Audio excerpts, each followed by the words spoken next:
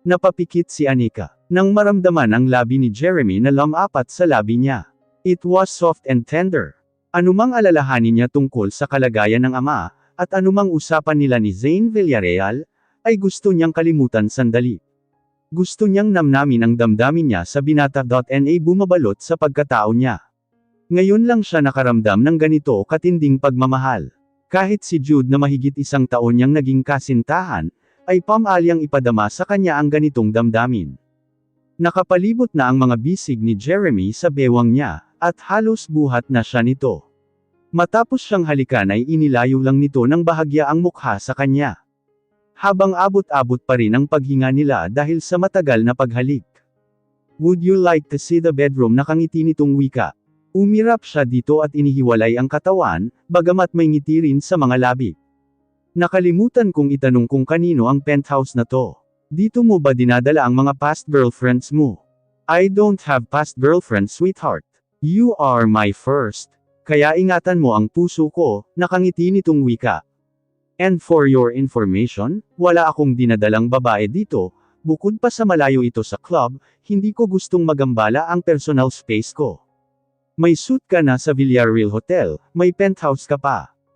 This is Dad's actually. Pero ibinigay niya na sa akin, dahil malayo ito sa opisina at sa bahay namin sa Green Hills. Hinhila nito ang kamay niya at iginiye sa spiral staircase, kung nasaan ang kama.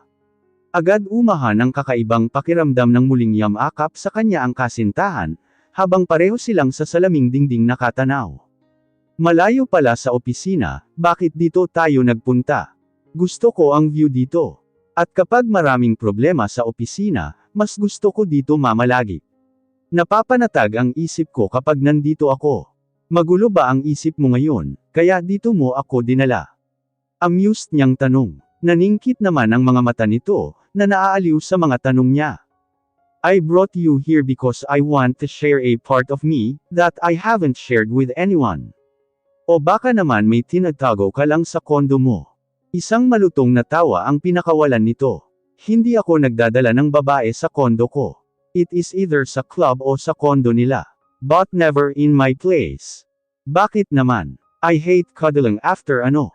Diretsahan nitong sagot. Umaalis din ako agad, dahil hindi rin ako natutulog ng may katabi. Hindi siya nakasagot, pero may pagmamalaki sa puso niya, sa kaalamang sa 2 beses na may nangyari sa kanila, ay pareho itong natulog na katabi siya. Zane Villarreal would shake her hands for accomplishing her the mission in no time at all. Bagamat hindi niya alam kung ang commitment na sinasabi ng binata, ay aabot sa puntong pakakasalan siya nito. We'll stay overnight? By the way, wika nito na palihim siyang tinignan, para makita ang reaksyon niya. May magagawa pa ba ako? Nakangiti niyang wika. Iniharap siya ni Jeremy at muling siniil ng halik. Sa puntong iyon ay tumugon siya ng walang alinlangan. Ikanawit niya ang mga braso sa leeg nito, at ang isang kamay ay minamasahe ang batok nito. Iginiya siya ng binata patungo sa kama, at ibinagsak siya doon habang naghubad ito ng pangitaas na damit sa mabilis na paraan. Nang bumaba ito, at muli siyang hinagkan sa mas marubdob na paraan. Ang kamay niya'y naglakbay na sa chest nito at dinama ang balahibo doon. He felt satisfaction dahil sandali itong bamulong, bago bumaba ang halik nito sa leeg niya. Unti-unti na rin itong hinuhubad ang saplot riya sa katawan, habang pinaglalandes ang halik sa bawat parteng madaanan ng mga kamay. I would be a little bit bulong nito sa kanya na sa halip na pigilan ito'y tila awit pa iyon sa pandinig niya. She was curious of what he meant. He kissed her again with force, while his hands roamed on her back, her bottom and on her chest.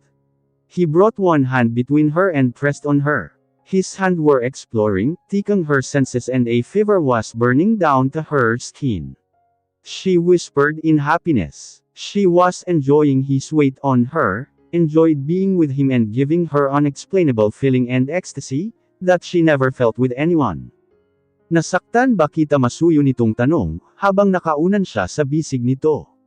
Ang isang kamay ay nakayakap sa kanya. She was tired. He took her energy away.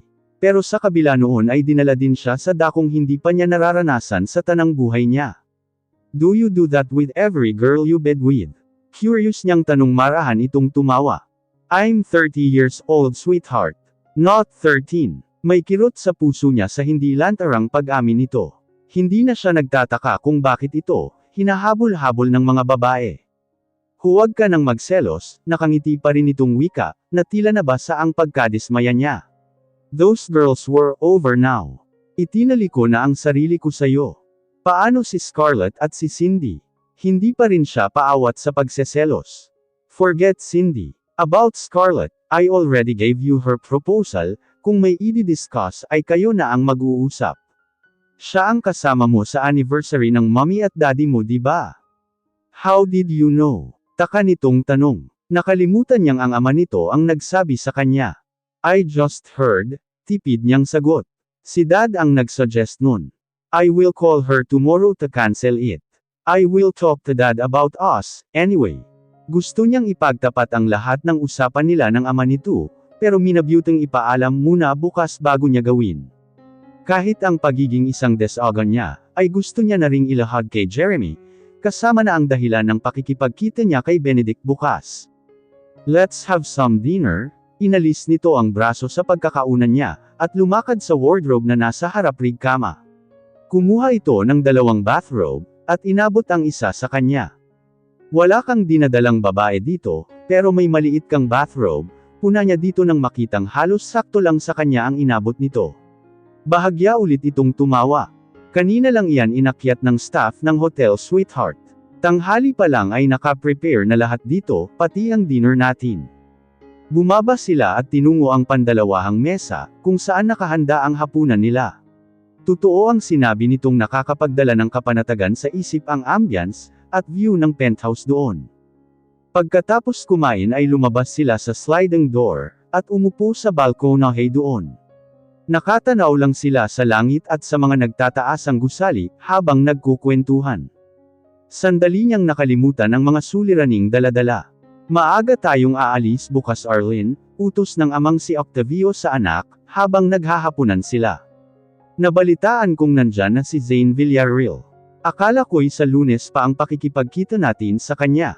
Tanong niya dito. Kanina ay napaklusapan niya si Benedict na ipakausap sa kanya si Anika bukas, at sasamahan siya ng binata. Kailangan niyang makausap ang kapatid sa ina, dahil gusto niyang mailigtas ang Papa Augusto niya. Sa kamay ng Papa Octavio niya. Hindi na ako makakapaghintay, madiing wika nito. Kailangang maitakda kaagad ang kasal niyo, dahil kinukulit na ako ng mga kapartner ko sa negosyo. Isa pa sa kinakatakutan niya, ay maging kasabwat siya sa pagpaparating nito ng droga sa bansa. Sumisikip ang dibdib niya sa kaisipang umaabot sa ganoon ang kasamaan ng totoong ama. Pero hindi siya makatakas sa manipulasyon nito, dahil marami itong tauhan na nakakalat sa buong Camarines Norte. Pagkatapos ng hapunan ay tumuloy siya kaagad ng silid, at mabilis na tinawagan si Benedict. Kung kinakailangang magsumamo siya, para sila ang magpakasal ay gagawin niya. Hindi niya kayang magpakasal sa iba, lalo at hindi niya kilala ang anak ng kaibigan ng Papa Augusto niya. Mahal niya si Benedict, at dito lang siya magpapakasal. Kailangan kong makausap si Anika Benedict. Nakikiusap ako, wika niya sa binata.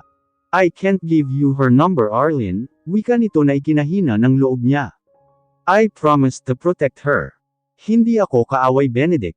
Huwag mong ipilit na siya ang magpakasal sa lalaking iyon, wika ulit ng binata. If your father wants you to marry that man, don't let Anika do it for you. Siya naman talaga ang dapat makasal doon. Hindi niya napigil ang magtaas ng boses. Hindi mo gustong siya ang makasal, dahil umaasa kang mabaling ang pagtingin niya sa'yo, hindi ba? May galit sa tinig niyang wika. Hindi ito sumagot na lalong ikinangit-ngit ng kalooban niya. Tatawagan ko siya ngayon, para i-cancel ang pakikipagkita natin bukas, wika nito matapos ang ilang sandali. Sisiguraduhin kung hindi ka pagtutuunan ng pansin ni Anika Benedict, may pinal niyang sabi. Ilang beses nang may nangyari sa atin, gusto ko lang ipaalala sa'yo. Nang ibinaba niya ang telepono, ay hindi niya napigilan ang umiyak. Kahit pa makasal siya sa lalaking dapat pakakasalan ni Anika, ay sisiguraduhin niyang hindi pa rin magkakaroon ng tayan sa si Benedict sa kapatid. Ipinangako niyang kung hindi siya magiging masaya, ay hindi rin magiging masaya ang dalawa.